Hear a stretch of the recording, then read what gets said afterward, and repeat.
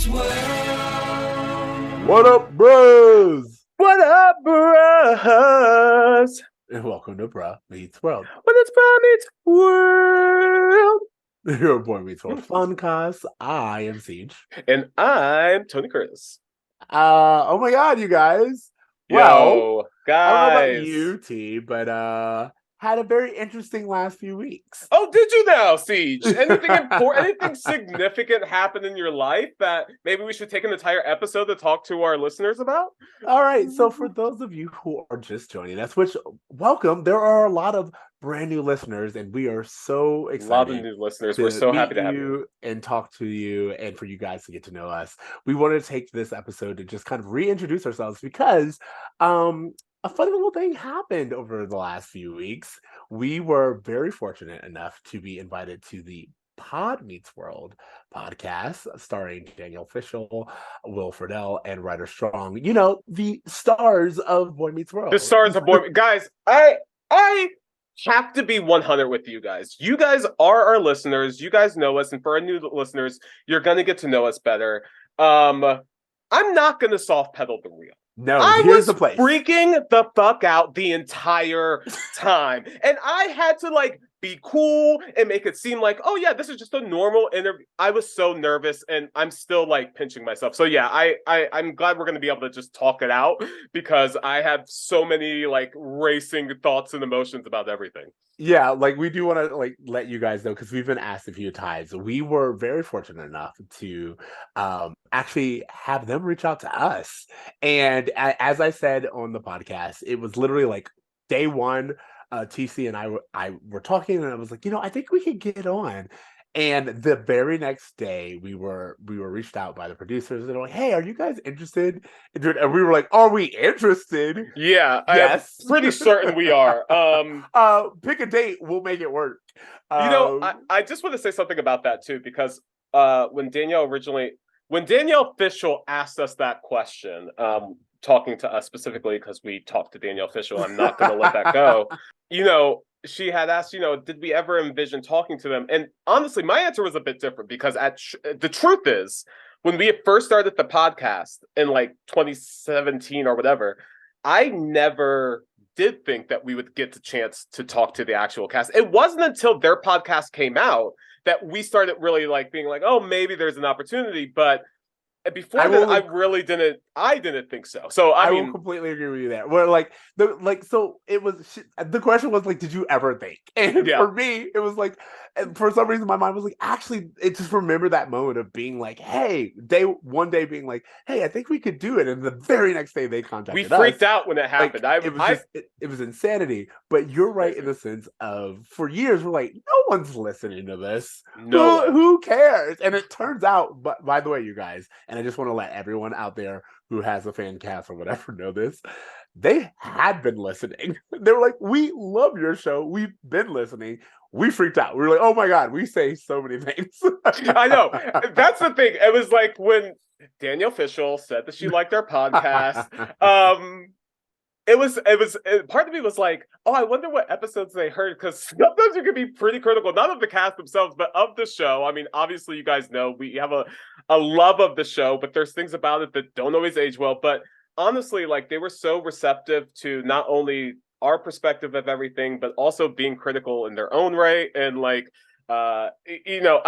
story I have to tell about this is that before we had our interview with them, I was going to tell this story too. Yeah. I was going to tell it, so I love that you're going there. Go. We had a call scheduled with the producer, Jensen Karp.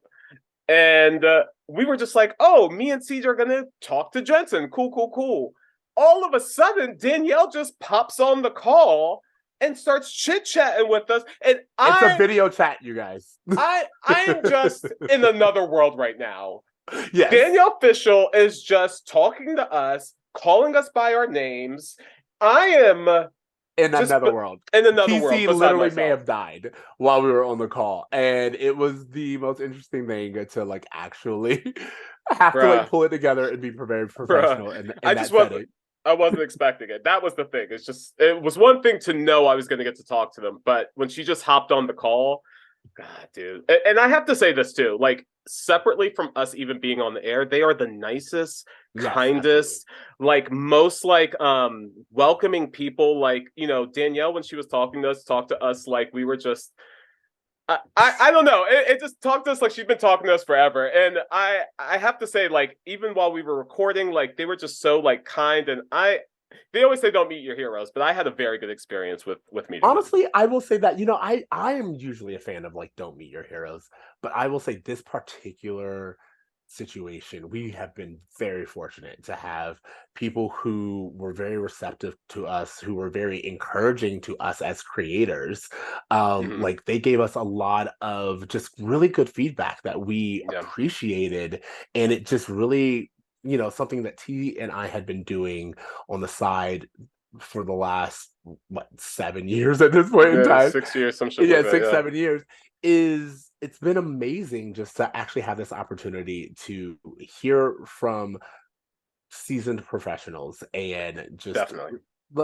I just think that, if you are listening, we want to give you the biggest thank you, and also just encourage all of our listeners and their listeners to really like just make art that you enjoy, Yeah. because you honestly never know. You never um know. Keep on working on it. And the thing that we keep talking about, we keep saying we didn't know anyone was listening. Like you guys have to understand, years would go by of us getting like one comment on social media, like we'd get a few downloads. Meanwhile, we're spending hours a week preparing episodes. Our partners are just being like, are you guys really spending all your time? Is this the best way to spend all your free time? Like there was just a lot of things that we had to prioritize to make this happen. And along the way, we were just like, are we making the right choice? And I can't express, just as a creator and as artists, like what it felt like to know that like something we created not only resonated, but resonated with people who we highly respect. So it was just that whole, even just getting that acknowledgement. If we didn't get on the show, if they just called us and said, we love what you're doing, that would have made my day. If we just got to talk to them and have the conversation we did and it wasn't on the podcast, it would have made my entire life.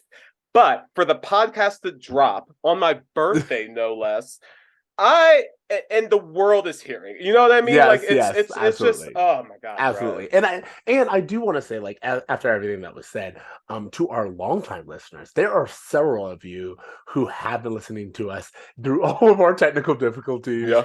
through all of our like hot takes, all of our tangents, all of our, misled side podcasts. Like, Oh my gosh. there are several of you who have just been with us and been very engaging from the very beginning. And we do want to say a really heartfelt thank you to those listeners. But then also to all of our new listeners, your feedback has also been very encouraging. Absolutely. Again, as T said, we've just been doing this, and we've really wanted to create something that we would enjoy. So to hear everyone else really kind of give us the response, it's been really great. I do. T has a few listener calls that we got that we Yeah. would love to play. But before we play those, I want to say that we have been invited back. And what I would love to do is, you guys, if you have questions for the cast that you would like us to ask, feel free to send them to us as well. We'll kind of like always send this reminder, and at some point in time, I think before the end of season 2, we'll also send that reminder, and then just kind of collect your questions, and make sure that we'll give you credit. But like, hey, we have a connect. We're talking to them, so What send us Ceej what you means is that think. we're best friends with them now, so we have the pull. One thing I do want to say as well, in addition to like everything that you just said, is that a lot of our listeners are starting from the beginning of our podcast. They're starting with the pilot and kind of working their way through. And what's been interesting is the amount of feedback that we've gotten of people being like, "Oh, hey, I want to respond to you about this episode that you recorded 6 years ago." And sometimes I have a hard time placing it, but I highly encourage it. Just because me and Ceej are in the middle of season 6 right now, if you guys are just joining and you're trying to keep up with, if you're listening along with Pod Meets World, or if you're starting from the beginning and you have questions or insights, like ask us about anything. Like we can Anything jump at back any to, time. like jumping forward in time is something we try to resist, but jumping back in time we can easily do. So absolutely bring those comments and questions in. We do have a few listeners who gave us some voice messages on our website, and I just want to encourage everyone, leave your voice messages. We will play them on air, we will respond to them. We love getting this as interaction with our fans. So I'm going to play this first one from Larita, who left us a message after our Pod Meets World episode dropped. Hi, I guess my name is Larita, and I wanted to send an email but didn't see that option, so I'm sending a voice recording instead. Just wanted to say I was listening to Pod Meets World. They mentioned your show.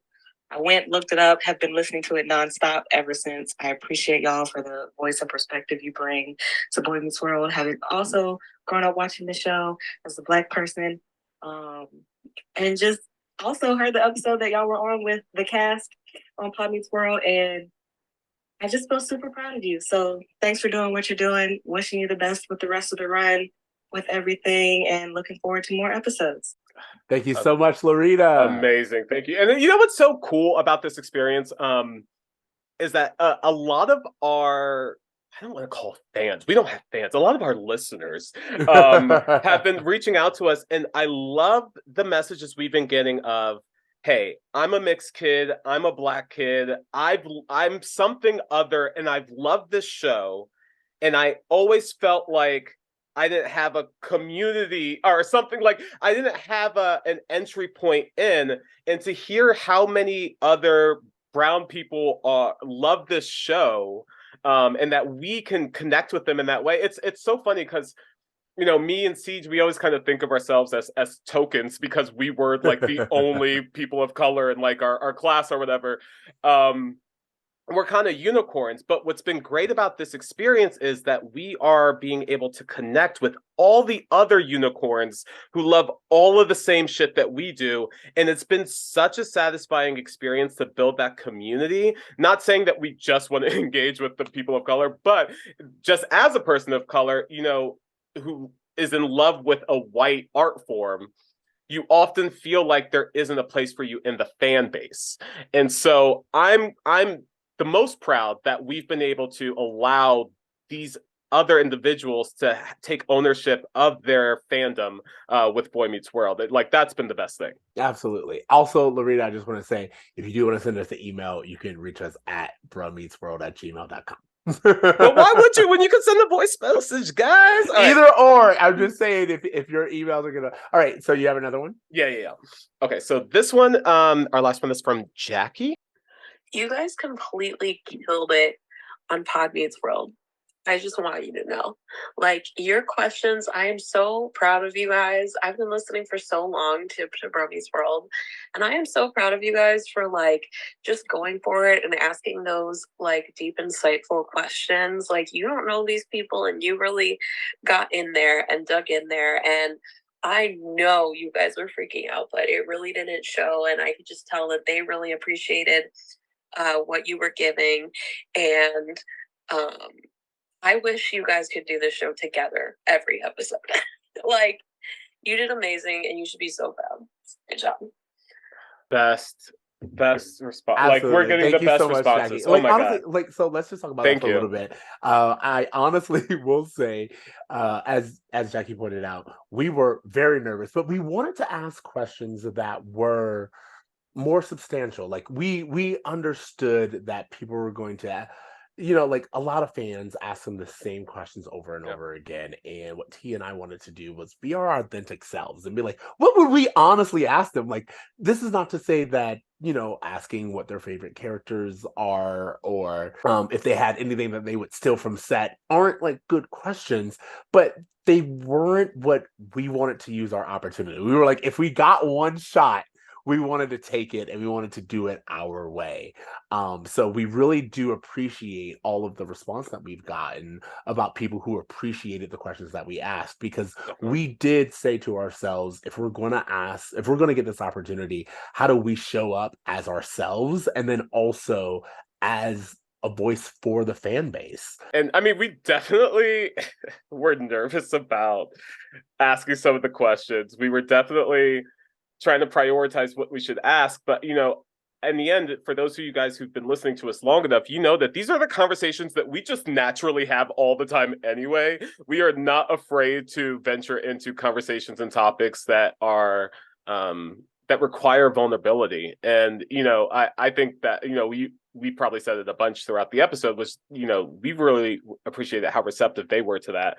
And they were willing to have these conversations and dive in. And like, again, if we get the opportunity to talk to them again, I definitely want to dive in more with, you know, these kind of deeper questions that kind of reflect more of their experience and kind of show what their experience was like as a human, not as the character that I created in my head, and just kind of flesh them out a little bit and make them more three-dimensional people through those questions. So, yeah, dude, it's crazy that even fucking happened. Like, honestly, like I've been saying that to myself like every 5 minutes, just like, it's crazy that this happened at all. I have one more. I've never listened to this before, I will say. So, if we need to cut it out, we can. But let's just listen.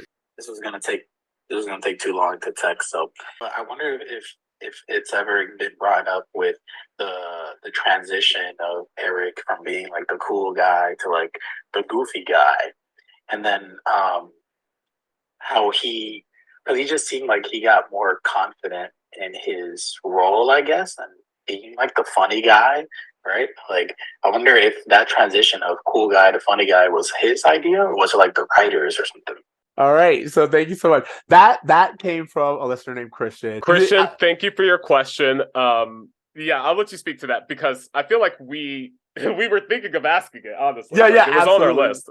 Just so like, and that's a perfect example of like, if you guys have questions, please send us. We'll collect them and kind of figure out a way to ask them ourselves. But no, absolutely, questions like that we 100% appreciate, because T and I had all of like these burning questions, and just so you know, it's like we were told and asked to kind of keep it to season 1. Yeah. So if there's any kind of questions or quotes that you wish we had brought up, just know that we were specifically asked to keep it to season 1 to kind of like keep that whole season 1 recap together. But we appreciate any and all questions, because we've been having them ourselves, and we have lots of questions like in the bank. So. And yeah, I was going to say to that point, a lot of because we came up with like, I'm going to say like 15 questions or something like that before we even got there and kind of whittle it down. But we did want to make it season specific. But with that being the case, if we were lucky enough to have the opportunity to come back in season 2 or season 3, we would want to ask those questions at times where it's more relevant. It doesn't really make sense to get into conversations about you know, Angela's relationship with Shawn until we get to season 5. It doesn't make sense to talk about the homoerotic tension we sense between Jack and Eric until they get to the point where they can rewatch it and kind of have those memories fresh in their minds too, because as they admitted, they're kind of rewatching this for the first time as well. So, you know, I wanted to make sure that, you know, I was asking questions that were as relevant as possible to season 1, even though I was very quick to jump ahead at every opportunity I got. So all of that said, again, thank you guys so much. Please give us your voicemails, give us your emails, continue to reach out to us on social media at Bromance World. We appreciate all of it. That said, for those of you who don't know or who are getting familiar with our concept, we do this thing called homework. And we thought that it would be fun to kind of end this first pod of the 2023 with kind of like some of our best of 2022. And that said, T and I have both created a list of some of our favorite just media over the last year. Yeah, Boy Meets World is not the only thing that me and Ceej fan over. We can speak ad nauseum about Boy Meets World. We can do it for 6 or 7 years. We can talk about Boy Meets World. But, you know, we have such deep love and appreciation for all things pop culture, all things art related in terms of media, storytelling. You know, we are so strongly attached to it. and attracted to it. And, you know, a majority of the conversations that we have off camera are about all of these other fandoms that we are obsessed over. So we just thought it would be great to just kind of, as we've, you know, talked a lot about Boy Meets World and Pod Meets World and all of the wonderful things that that's been for us this year, for and us we'll to kind continue of, to, and we'll continue to be, you know, to kind of recap the other things of pop culture that we've really loved in 2022. Why don't we start with your favorite books of 2022? Ceej? Okay. Starting with my favorite books of 2022. I'm going to start off with this book that honestly, it took me by surprise. For those of you who know, I listen to Audible. I get a lot of like books from that collection, and one that really it was recommended to me by Audible. It just took me by surprise. Was a book called The Palace of Illusions by Shitra Banerjee. I'm not going to pronounce this correctly. Divakaruni. So if you know how to say that last name, please say it. But again, it's called The Palace of Illusions by Shitra Divakaruni. And it was an amazing story. It's a I guess you would call like a South Indian. I hope I'm saying that wrong, or like Hindi story. And from what I've learned is it's actually a different point of view of a long-standing myth in that culture. And so like the culture and the myth itself is told from like a very, again, most likely male-centric point of view. And this takes one of the very predominant female characters and gives her her point of view of the story. And as someone who didn't really know the myth itself, I can say that this book made me so interested. It was so much fun, and it's such a very interesting story that included magic and heartache and journeys and all the things that you really want from a story. But it also introduced me to a brand new culture, like things that like I just wasn't privy to. So I was really impressed by this book. Love the writing, love the storytelling, and it's just like a book I highly recommend. So yeah, that's my first recommendation. That's awesome, bruh. You know, I am not a big reader. I've never been.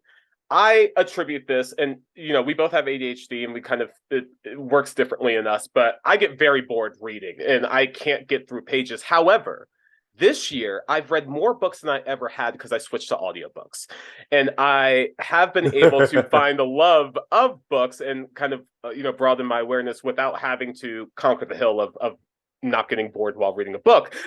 So with that being said, the very first book that I want to recommend, it did not come out this year. I don't know if any of these books came out this year. I know that book did not come out this year. It came out in 2008. It just these are the books that meant a lot to me this year. And the first and probably the most profound is Eckhart Tolle's The Power of Now. This is it's nonfiction. Honestly, if you start listening to this book or reading this book, it's going to come off like a lot of like season 1 Topanga hippie nonsense. But I promise you, bro, like in terms of, this whole book is about focusing on the present, not really living in the past, not really living in the future. It's helped me so much with my post-COVID anxiety, with honestly, a lot of my mental health issues that I struggled with coming out of COVID. This book really helped me to be present, to have gratitude for the things I have, inspires me to change the things I can, but, accept the things I can't. It's just like all of these things for someone who struggles with anxiety or just like a racing mind. Like, I just felt like this was a very powerful book for me.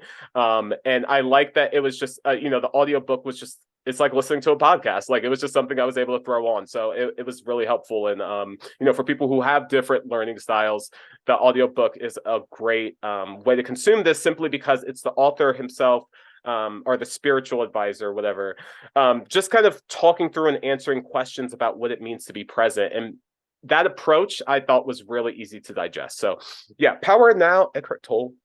Totally. I don't know. Love it. No, honestly, right. That's great to hear, because I feel like especially that way of thinking is really important, especially now coming out of COVID with a lot of anxieties of like, well, how things could be in the future. I'm telling my fiance constantly, I'm just like, hey, let's bring it back to now. Yeah. Like, there's only but so much we can control, and really learning to kind of hone in on that and like, hey, there's only but so much you control. The world, like the future will be what it'll be. The past is what it is. Yeah. And like appreciating the like just the day in life that you're in currently has definitely helped me a lot. So I look forward to adding that book to my list and hearing some of Yeah. this. And, honestly, and not to go on too much of a side tangent with this, but, I kind of feel like as a society, we're still processing and coping Absolutely. with what the fuck COVID was to our world. Yes. As a society, we've never had the world shut down. We've never all been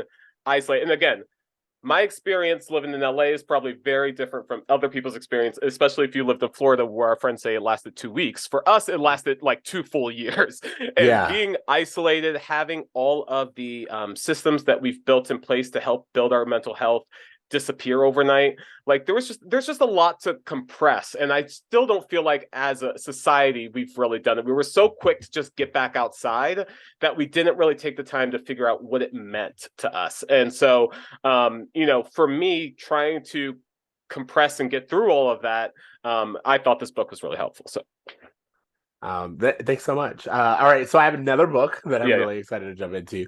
That would be Project Hail Mary, a novel by Andy Weir, who is the same guy who wrote The Martian. Project Hail Mary, without giving too much away, it's another science fiction kind of exploration. Essentially, this guy the movie starts off where this guy wakes up on a rocket ship and he has no idea how he got there. He doesn't remember who he is. He doesn't remember what the mission is. He doesn't remember anything. He's just on a spaceship to an unknown destination, and the journey kind of like unfolds from there. It is amazing storytelling. It was so much fun to listen to. It actually, again, it's one of those books where it's very scientific and you're just like, because like you don't know, like it's so both above your head but also accessible, where you're like, I know enough to get me through what he's explaining to. Do I know science to this level? Absolutely not. But I know enough, and the story is told in a way to where I only need to know that he knows these calculations, and the story can continue. And it was just a great journey for anyone who really enjoys science fiction, loves self-reflection. Again, you have this guy alone in space having to ask himself some really hard-hitting questions, and I always think that is a really fun journey to go on. I love that. I also just realized how different we are in book readers, that I constantly choose nonfiction and you tend to prefer fiction. This is like a really interesting thing to learn. Like, we've been friends for a long time, but like this is like my first time kind of understanding that. Crazy. Like, just to kind of jump in really quickly, for years nonfiction was what I read, and I think, like, just as you were saying, just kind of like for me coping with like how hard reality has been. Sure. And then just like for the long time listeners, I listen to a lot of nonfiction. I was listening to the People's History of the US. I listened to The New Jim Crow. I listened to like a lot of really heavy things. I was like, I need lightness. I need to be in someone else's world for a little bit. So that's actually kind of what led me here. That's awesome. Well, to keep going along with our tradition of fiction and nonfiction, my next book is called Atomic Habits by James Clear. I've heard this. Honestly, I in terms of just like coping with the pandemic, one of the things that we discussed on this podcast a little bit was how I got diagnosed with ADHD through the pandemic. And for those who have gotten those kind of like mental health diagnoses late in life, it's a journey. At first, there's an aha moment that occurs of just like, wow, all of these things make sense in my life now. But there's also that, how come I'm 33 years old and no one ever told me that I had this before? How come these symptoms went overlooked? How come I struggled for so long without there being help? All of those things kind of happen. But for me, having the awareness of this is what I'm struggling with allowed me to look for solutions. And one of those things that were really helpful was this Atomic Habits book by James Clear. Tiny changes, remarkable results is how it's labeled. But for me, it was just one of those things where it kind of strategically goes through how to add habits to your life that are beneficial for your overall mental and physical health. It takes a lot of simple concepts. Like one of the things that it talks about is, if you're struggling to get tasks done, minimize it down to 2 minutes. I've actually done this my whole life. And this was something I didn't even have spelled out as clearly as he does here. And an example of this is, for those who know me, I lost a bunch of weight. I lost like 150 pounds. And one of the things that got me to that point was that whenever I'd go to the gym, my mindset was, let me just walk in the door. I don't have to work out.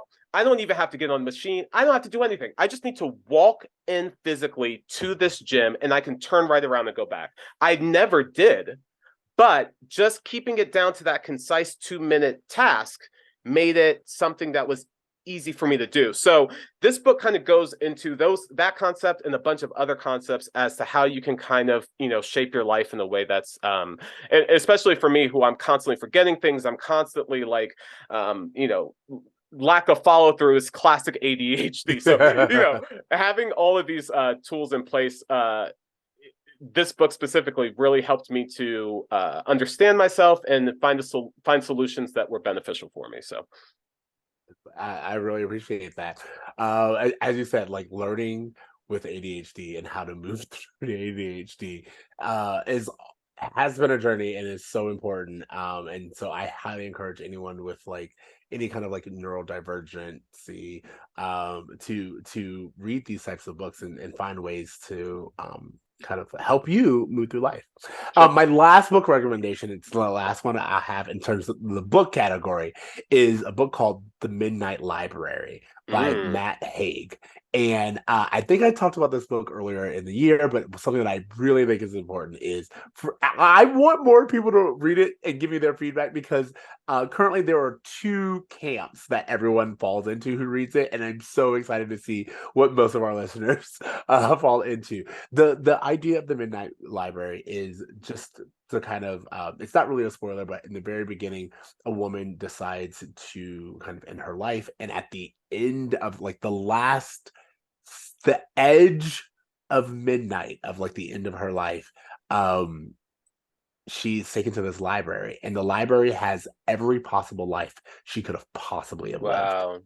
And it's such a good book to me, as you said, with someone with anxiety who's constantly wondering, what if I had done this? What if I were what if I had pursued sports at a younger age? What if I had made this relationship work? What if I had made this job work? Like all of these questions, all of these things. What if I had worn a t-shirt that day instead of the jacket? Like all of these little things come about. And the thing that I found amazing about the book is what it does with all of those what ifs. And it's a book to me that really helped me step away from the what ifs and really start to appreciate the decisions that I had made.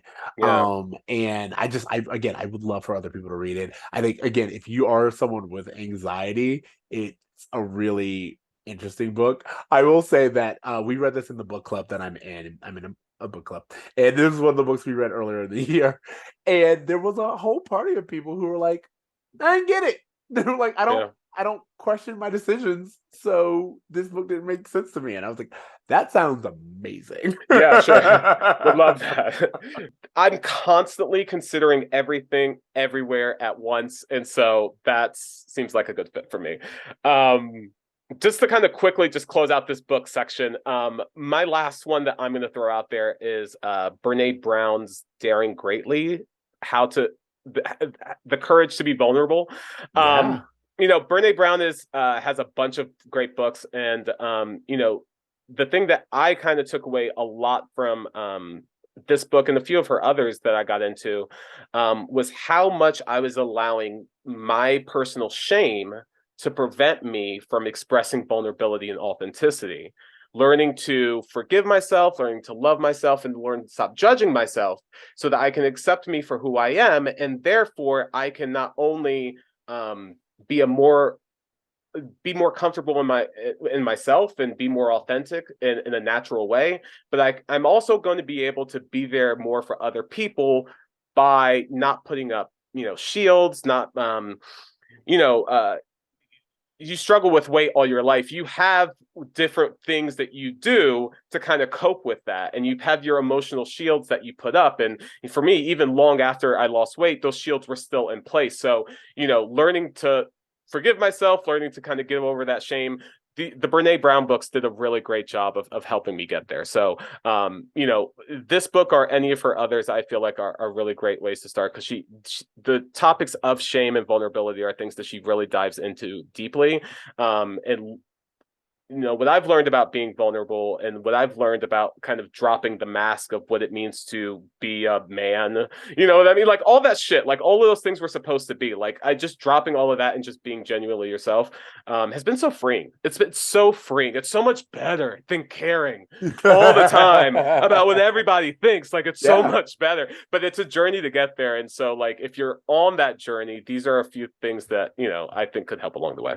Absolutely. And by the way, like I completely echo your whole thing about like learning to be vulnerable. Like I actually at one point in time, I remember I went to therapy because I was like, I'm hearing from friends or people who I considered friends that they don't feel like they know me. And I was like, I feel like I'm always available. I feel like I'm always, trying to show that I care. And they're like, yeah, but you're not being vulnerable with anyone. So no one honestly feels like they know you because you're not letting them get to know you. You're only you want to be there for everyone. But then like when they ask you about yourself, you just kind of like scuttle away. So as you said, learning to be vulnerable and learning to like own up to my mistakes and be like, oh yeah I got that wrong.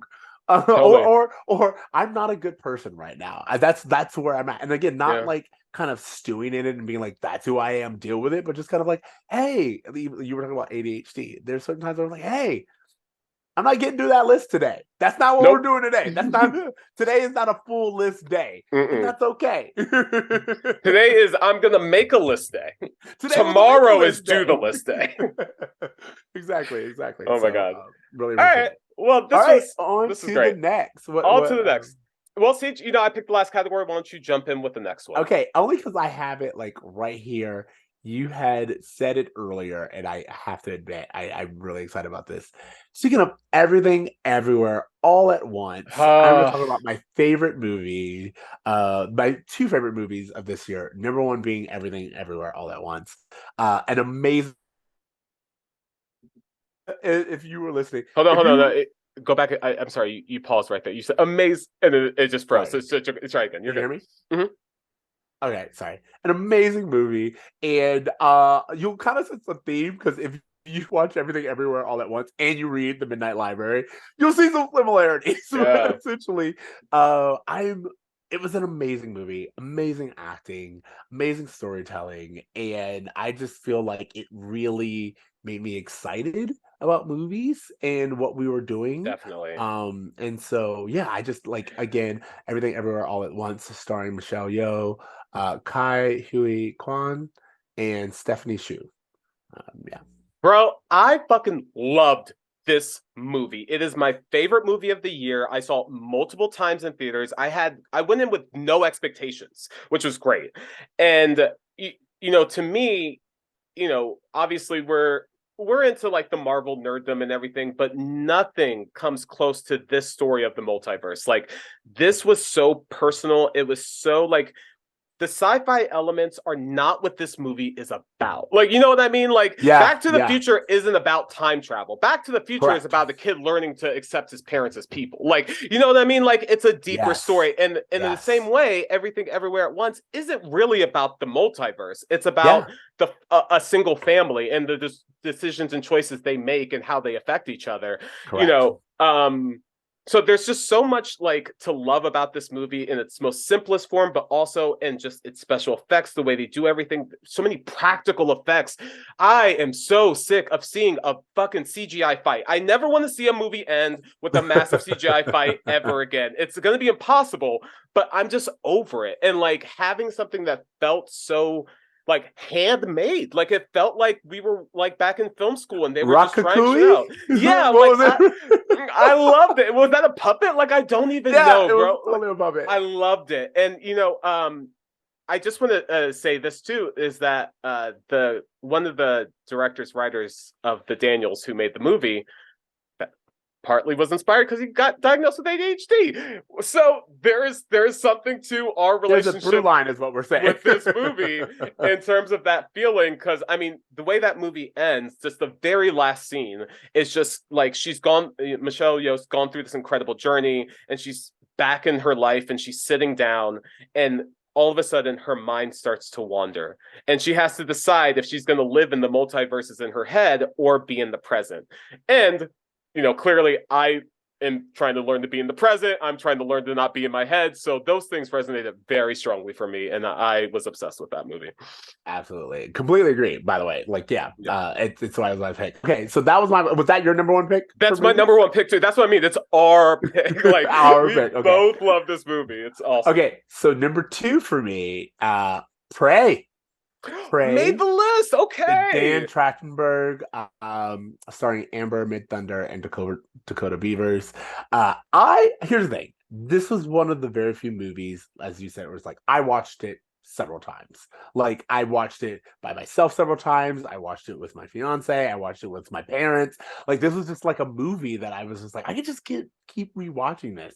It's so good. It's like it's a Predator sequel or prequel, but it's so well done, and I really admired it for the way that it brought in and respected indigenous culture. Definitely. I really appreciate it for the way that it addressed like franchise movies. I really appreciate it just from like a storytelling perspective, and I thought this movie was so well made, so good. I'm still upset that I didn't get to see it in theater because it went straight to streaming. But, that just means that all you guys can watch it on Hulu right now. It's a great movie, and it's honestly my favorite of the year. That's, you know what, I just want to quickly comment. It didn't make my list, but one of the things that I will say I loved about that movie was what you mentioned. It's a different approach to a franchise. Like typically we're going to do a sequel, we're going to do a reboot. We have to go bigger. We have to do, you know, all these things to an 11. But what I loved about this is that they took away the budget, they stripped away a lot of the special effects, and they just made it a human story. And it's just like, goddamn, Marvel, can you please make like a $10 million movie and just see what happens? Like, can you take the budget away and just see if you can make a story that works? Because like, the reason why Prey is so effective is because you don't even have to know the Predator franchise to be able to appreciate the movie. So I loved it as well. So I just wanted to chime in with that. No, I appreciate it. All right, so what's yours? My number 2 is RRR. I am never going to stop talking about this movie. I mentioned this to you in the homework assignment one time. Okay. I don't think you watched it. It's just called RRR? RRR. It is a Hindi movie that is on Netflix. It is... Oh, actually, you did tell me about this. Yes. And honestly, bro, I want to watch this movie with you. Like, this is the movie. Maybe that's the only way you'll get me to watch it. You know, like, for the longest time, I was obsessed with Tommy Wiseau's The Room. Like, that was my favorite thing, was to show people The Room for the first time and get the reaction to, what the fuck is this AI-created movie? Like, what even is this? Like, their jaw-dropping was my favorite thing. I didn't watch the movie, I watched them. And RRR is the kind of movie where I want to watch you watch this movie. I want to see you have these reactions to the wild shit this movie just casually tries to get away with. And it is just so much, I don't know, dude. There's something about, you know, when you consume a lot of American content, the personality of America in terms of how it's portrayed in cinema is kind of it's absent of a lot of diversity. It's absent of a lot of different perspectives and different kinds of storytelling. Like, that's the thing, is like, oh, Disney's being so diverse. We have this person, we have this person. Yeah, but if you go back and look at their last 12 animated movies, they all look kind of the same. They're not doing a Spider-Verse. They're not exploring something completely different. RRR is something so completely different than anything any American filmmaker would have created in the best way possible. And I think that's part of the charm and the lore of it. So I just highly recommend it. Like when I was creating this list, I was like, okay, what if I could only pick a few things to take with me after 2022? Yeah. This movie would be it. And so like, I can't wait for you. I'm telling you, we have to find the time. Okay. We'll find the time and we will watch it together. Like I'm down for that. Like now I will watch it, but I have to watch it with you. Mm-hmm. Okay. So that said, do you have another movie or? Yeah, I have my last one that I just want to kind of throw out there is because I thought this was such an incredible year for horror. You know me, I'm a major horror head. And there were so many great movies. And for me, the top of my pick, and this is just my own personal favorite because of the experience I had in the movie theater, was watching the movie Barbarian. To me, that was my favorite of the entire year. I had no expectations going into that movie. At one point, I was curled up into a ball, genuinely scared as to what was going to happen. And then 10 minutes later, I'm giggling like crazy. It was just a ride, bro. And like, I don't know if this would be the same experience outside of a movie theater, but I loved it. But yeah, Barbarian, X. X was on my list. X was the only one where I was like, if I have to give you one more, my movie is Ty West's X. Amazing, bro. Mia Goth, I believe. Mia Goth, yeah, and Jenna Ortega. Here's the thing: that you saw it. I love that movie, bro. I love that movie. I think it's an amazing movie. I think it's an amazing movie. I was so to me, it's the best version of another scary movie or not another teen movie or like it's such a meta movie and so self-aware of every other genre and trope, and it almost takes every single trope and turns it on its head, but in the best way. And you guys know me, I am not someone for gore. That is not my thing. But I just felt like it was done right, and it was done in all the best ways, and it told the story that it wanted to tell, and it told it well. And that is one of the movies that I highly, highly recommend. I think if there was a winner in terms of genre for 2022, it would be horror. Like, honestly, 100%. X, Nope, Smile, Fresh, Violent Night. Did you see Violent Night? I didn't see it yet. Bro. I didn't see it. Good. I didn't see it, but I will say I listened to the Too Scary Didn't Watch, and I was like, "Oh, this is going on my list." It was honestly so much fun. It wasn't even scary. It was so much fun. Different from what I thought it would be too. Yeah, it was so much fun. But yeah, I just think that horror is the most original stuff that's happening in movies right now. You know, even Scream came out early this year, which I actually think the last Scream movie gets worse with every rewatch. But we talked about it. But yeah, so there's just so much happening in horror that to me is so inventive in the way that, you know, these major blockbuster, you know, pillars of the summer just can't. They're not willing to take the risk that horror is willing to take, that I feel like makes filmmaking interesting. So yeah, I loved all that shit this year, bro. You know what? Let's dive into music a little bit. Okay. So for music, yeah, I wanted to kind of highlight a few albums that really meant a lot to me this year. In terms of music, I highly, Ceej, even for you, recommend checking out an artist by the name of Coda the Friend. What I love about Coda the Friend is that I feel like, as a person who loves rap music and hates rap music on the radio, this is a person for me. This is a grown man rapping about working through trauma, about overcoming his own shortcomings, about like being vulnerable, reading books, like bettering himself, meditating. Like, this is the type of dude like that a 5-year-old black man could be like, I relate to this so strongly. So if you're in that category of people who like rap but like are struggling with rap that's popular now, this dude is spitting content that honestly fills my spirit. I feel like I'm having like a meditation session just from like listening to like some of his records. Memo came out this year. Highly recommend. Yeah. So to me, there's only one answer for this entire year. And I didn't even bring it up because I knew you were going to. There's only one answer for this entire year, and that is Beyonce's Renaissance. That, for like, here's the thing. I dare you to find another album that half of the world just listens to on repeat no skips. Nothing like it's just like we just like let the like I kid you not, at one point in time we were like, we could just play this album at our wedding. We don't need a DJ, just like hit play and go about your business. Because it's so good. And I will say, listening to this album and listening to some other artists who kind of dropped albums this year, you're like, they're not doing like this Renaissance is a piece unto itself. And I get that there are people who are like, oh, I'm not a Beyonce fan. Or it's like, if you like music and you like the evolution and the curation and the collaboration of music, Beyonce made an album that literally works as like one giant piece. So much so that like when you listen to the first few tracks, you didn't even know you were listening to different songs. Yeah, definitely. So perfectly. And then also like the last song moves effortlessly into the first song. Summer Renaissance. It's almost like addictive to the point where it's like when it starts over, you're like, yeah, I'll go again. I'll do this whole ride. I don't know when I want to get off because I had so much fun.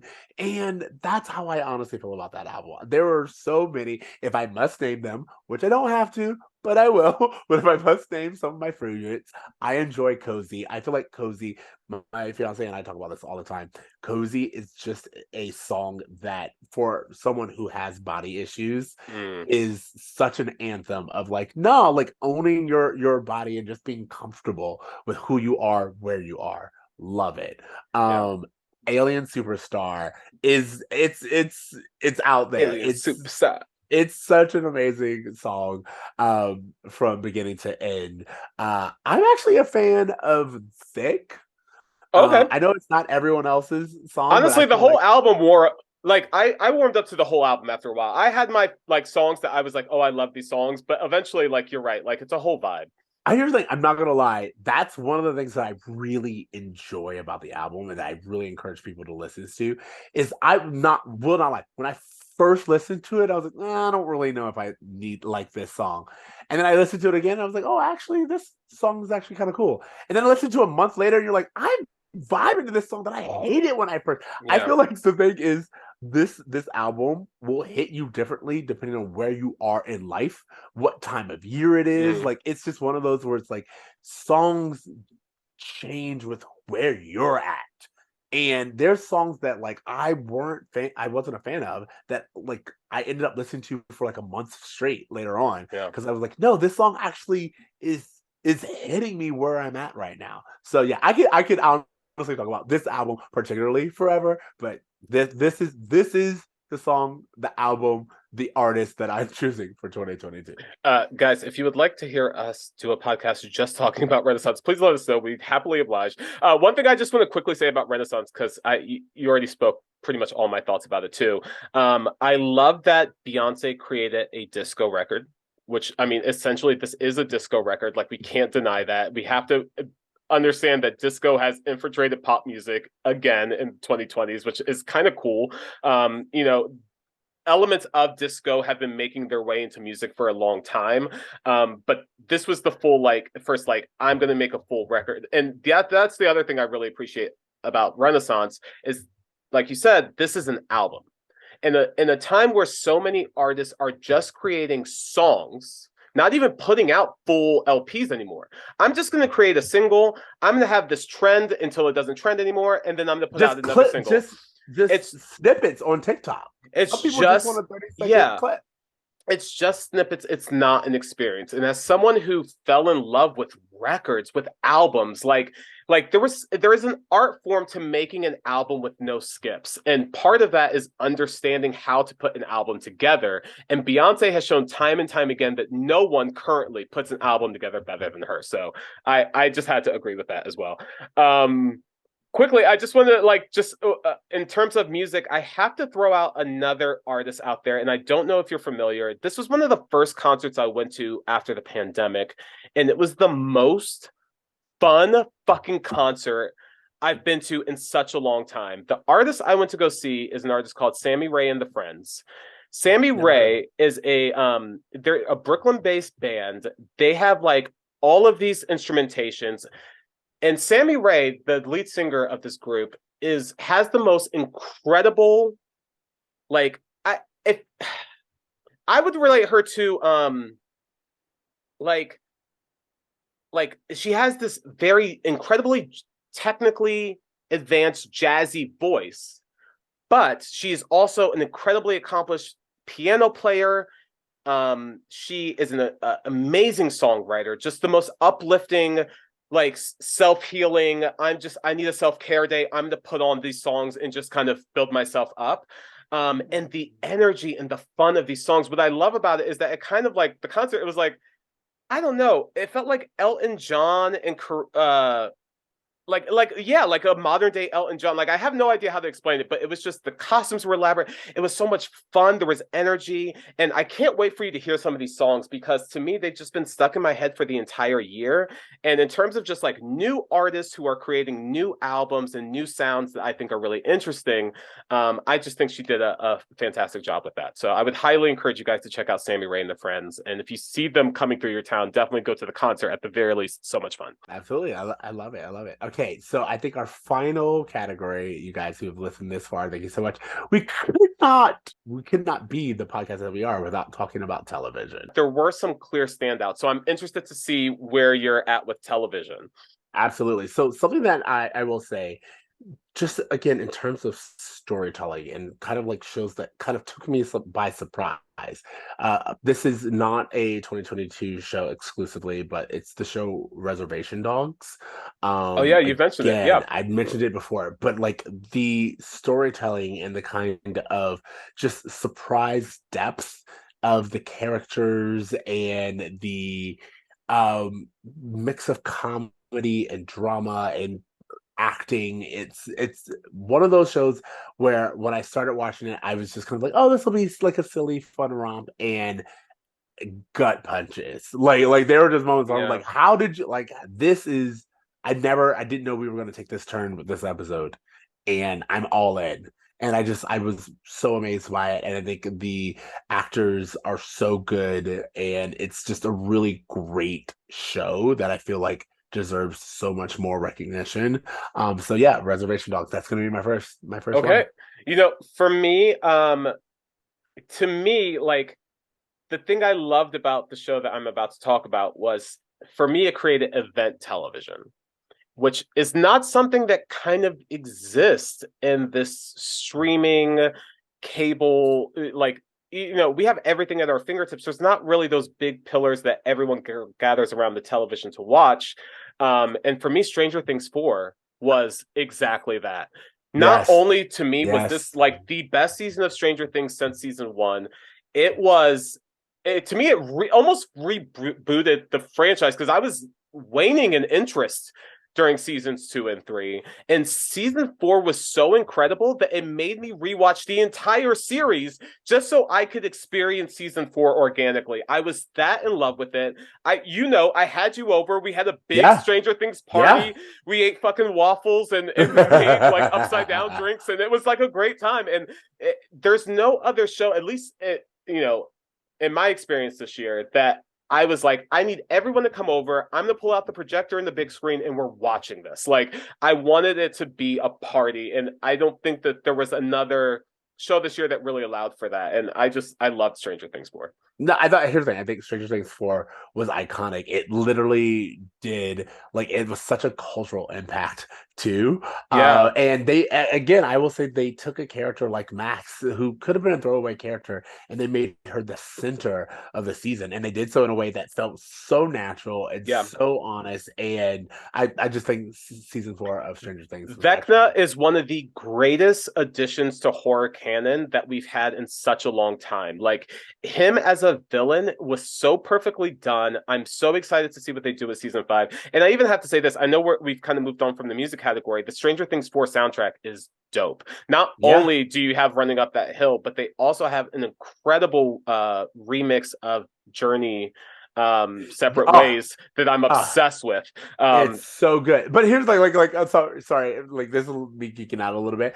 I thought Separate Ways was a perfect song for this season, because you're talking about children who are growing up, and like, they will eventually go their separate ways. But before we go our separate way, amazing I thought it was an amazing selection, and I thought it was brought in perfectly the way that it was used in the series and in the soundtrack. The way that they used music throughout the entire season, running up that hill, perfectly done multiple times. But the Metallica song and the way that was used in the finale still gives me chills to watch that scene of Eddie doing his guitar solo. Like, it made me listen to Metallica. I've never just been like, bro, let's put out some Metallica.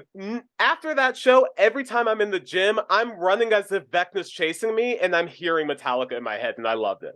And to your point, what I thought was really great is, like, and because this is your genre, this is the thing that you love, I felt like we got some new Halloween soundtracks too, because like, yes, absolutely. Because of the way that it was done, you're like, oh no, like I saw that selection of Journey be added to so many Halloween. It was on my Halloween playlist. Yeah, and I was like, no, but it's good because it works now. Like, I don't know. To me, like what they did to that Journey song is the same thing that Jordan Peele did to I Got Five. That's exactly where it was what like, I never thought to hear that song that way, and I fucking love it. Whatever you did, amazing. Yep, that's exactly what I was thinking. All right, the one that I will choose right now is AMC's Interview with the Vampire, starring Stan Reed and Jacob Anderson. If you've seen anything on my TikToks, if you've seen anything that I've been talking about, listen to anything, I love this show. I thought, like, I loved vampires. I love, like, mythology and all this other stuff.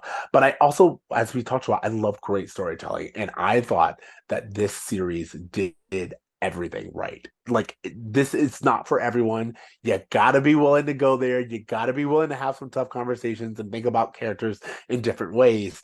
But I loved every decision that they made with this, and I felt like they really understood that this romance is a toxic romance.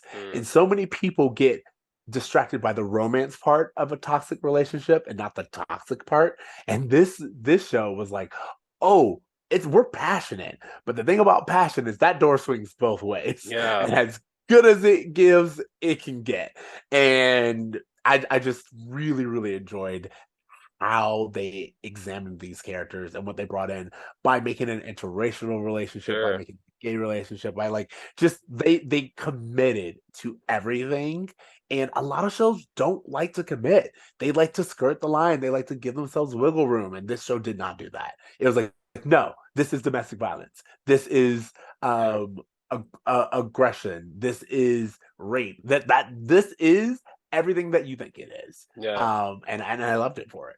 You know, I didn't get around to see it. You spoke so highly of it the first time you recommended it, and I was so consumed with my typical horror content for Halloween that it kind of slipped through my fingers. But you're definitely making the case for me to revisit it, and I'm excited for the fact that I'm assuming they're getting a second season, so there's things to look forward to. Second season, but also if you like that, just a little intel, they're doing the entire Anne Rice expanded universe, because that's what we're in. We're in IP world now, of course. So everything is an expanded universe. There is like a witchcraft show coming off that's kind of like from the same vibe, and again, it pulls from the same universe, and I'm really excited about it. It comes out in January, so yeah.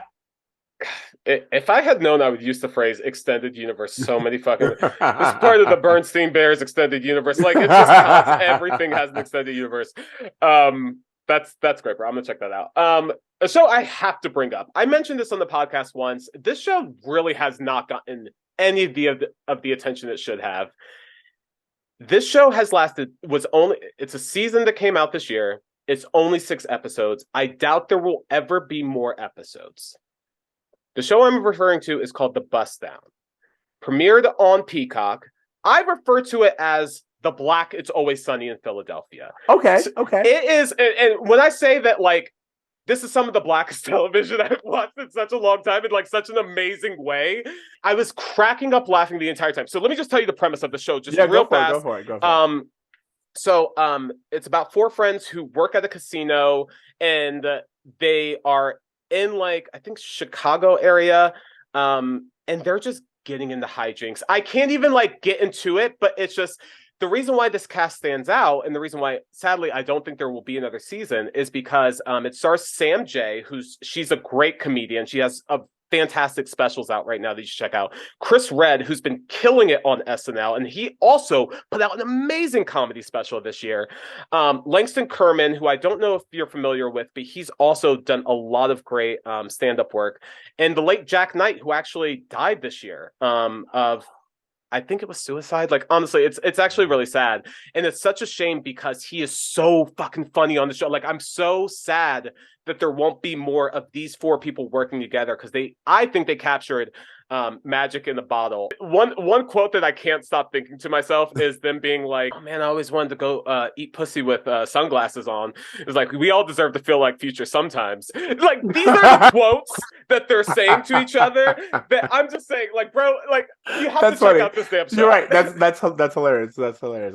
Okay, like, there's an entire episode, I'm sorry, where one of the characters is just dealing with his light-skinned feelings, like him. I can't explain to you if you don't know what I mean by that. Yeah. But I do. But what's funny is I knew immediately what you meant. I knew immediately what you meant, and I'm on board. I will check it out. That's probably what I'll do New Year's Day. But it's 6 episodes. It's an easy watch, and the reason why I recommend it is because I watched those 6 episodes, and I've watched them several times since. It's on Peacock. They're really easy to watch, and I highly recommend it.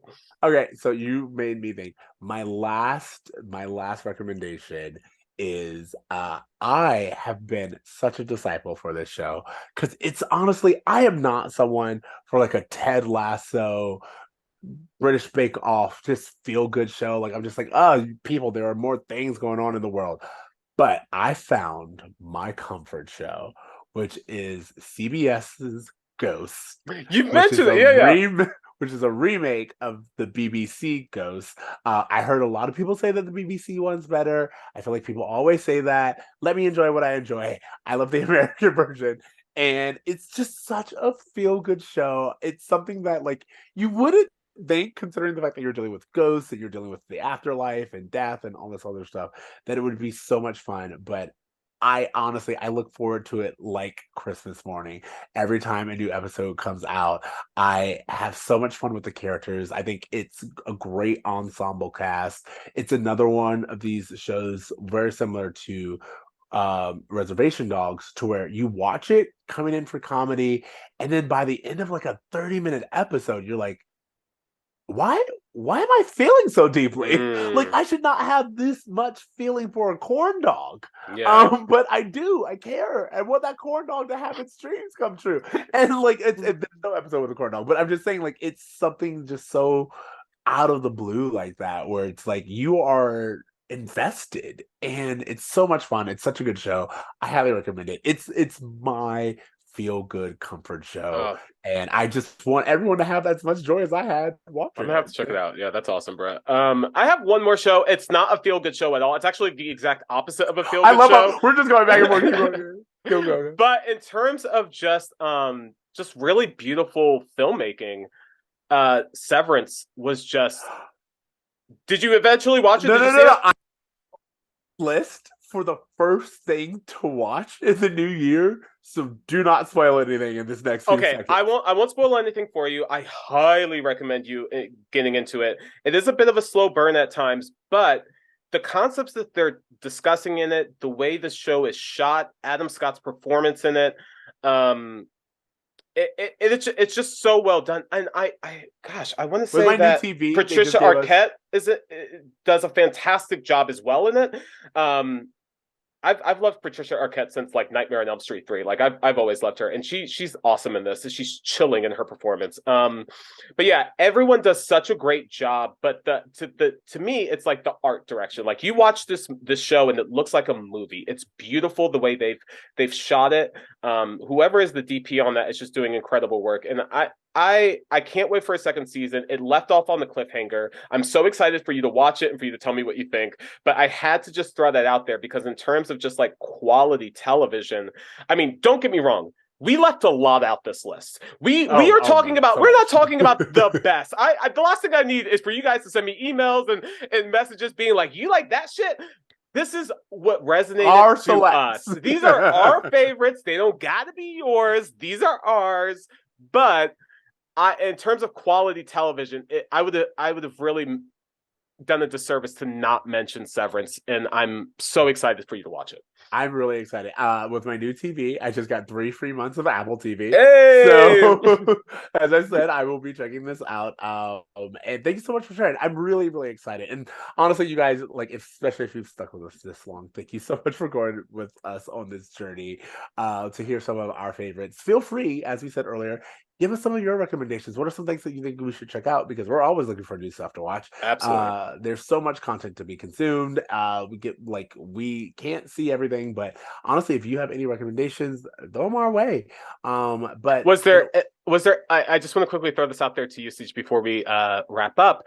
Was there anything else in 2022 that didn't fit into any of those pillars? That like meant something to you, a pop culture moment. I've already talked about this, and specifically, I discovered it this year. The podcast Too Scary Didn't Watch. Can't recommend highly enough. If you're like me, where it's like I like the idea of horror movies, but I'm not really someone who can watch horror movies or at least gory movies. I've literally. There are so many where I'm like, oh, thank you. I would never have watched this. But then there are ones where I'm like, now that I know about the storyline, or that I know that this is the part where it gets like gory, I actually am more open up to it. And actually, so it was really funny the other day, because they were so good and so detailed in their telling of Barbarian. I was like, oh, I can have a conversation about Barbarian having not watched it. Because but just the secondhand telling of it, I was like, oh, I do understand the themes. I love this idea. I would love to talk to you about such and such. Will I watch it? No.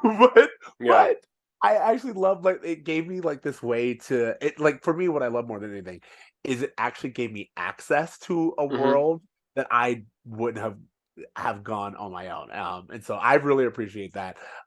They are not paying us for this, but I just really I can't recommend that enough, because again, if you're someone like me who likes the ideas, or like you see the trailers, you're like, oh, that sounds good, but I'm not gonna do it. Again, same thing with Violent Night. It was for me, I was like, is this even worth my time? And then I heard about it. I was like, oh, I'm down. Let's put it on the list. So yeah. Thank God for you bringing this up, because I just have to throw this out there that my 2 comfort podcasts of this year, outside of Pod Meets World, which we're going to shout out, obviously, guys, that's number 1. I love the Always Sunny podcast, and the reason why I recommend that podcast is because, unlike any of the other rewatch podcasts, here's a show by the creators. It's not just the actors. They're able to talk about how they develop stories, how they make a script, what's it like to film and production of a show. Like, if you're trying to learn how to create something, hearing these 3 creators talk about all the shit that they've tried, what hasn't worked, what has worked, from just like a showrunner perspective, fascinating. It's a completely different take than like the Pod Meets World, or the Drama Queens, or Office Ladies, or any of these other ones where they're just kind of contributing from an actor's perspective. It's so interesting to hear, like, hey, this is how we came up with the idea for the script and how it developed and all that. The other one I just have to shout out, just because it's my all-time favorite podcast. It's the thing that made me fall in love with podcasts, and they're still doing it. How Did This Get Made? Paul Scheer, Jason Mantzoukas, June Diane Raphael, just talking through every worst movie they can possibly find. You know me, your Ceej. lane. It's my lane. I love movies that are so bad that they're good. And every other week, these 3 get together and just make me laugh about these stupid movies that I'm so inspired to watch. So I just have to throw that out there, because both of those 2 have, in terms of being a podcast creator, have really inspired me to just like find love in this genre. So. Absolutely. Again, I thank you guys so much for listening to us and listening to our changes. Podcast to me has been a really great friend and accessory. And I think one of the things that really make them kind of like continue to work is, as we as a society kind of like start to isolate ourselves just because of COVID, or working from home, all this other stuff, being able to have these conversations and be friends, or like feel like you're making friends, is such a great thing to be a part of. For all of you who feel the 100%. same way about us, we appreciate it. If you're new and you're getting to know us, we hope that you feel the same way about us by the time we you're hope over. it feels like, you know, you're listening to this on your drive to work, you're in traffic or whatever. We hope it feels like you're having a conversation with us. We hope you feel like, you know, you can contribute to that conversation with comments or voice messages or whatever. Like, you know, we are one part of this Boy Meets World fandom, and my favorite thing has been connecting to all of these other people in the fandom. So Absolutely. So just kind of like to wrap us up, Mhm. as we've been saying, please make sure to reach out to us at Bromance World on the social platforms. You can email us at bromeatsworld@gmail.com. You can leave us a audio message at bromeatsworld.com. yes. Correct. Mhm. And you Well, guys, I mean, even bigger than that, not only can you find us on all of those places, you can also find us on Pod Meets World on their season 1 recap. If you haven't checked it out already, we are now on their podcast as well. So there's exactly. So if you're looking for us, you can find us. And if you ain't looking for us, we'll pop up. Of course, we out here. But we out here. We in these streets. Anything else, T? No, again, Ceej, this has been a fantastic year. I love doing this podcast with you. You're one of my favorite people to talk to in the world. I'm so glad that we've convinced other people to listen to us just rant. We bamboozled them. We got them. Yeah, we just rant about everything. Like, I wish you could understand how many people walk away from us at a party as we're just getting so excited to just talk about something that no one else cares about. So, like, I'm glad we've been bamboozled you guys into listening to us, and we're going to keep doing this as long as we get the chance to. So thank you guys. I think in 2023, everyone should continue to dream, try, and do good. Do good. Hey, come on. Later, bros. Happy 2023, bros. Later. When this boy meets world.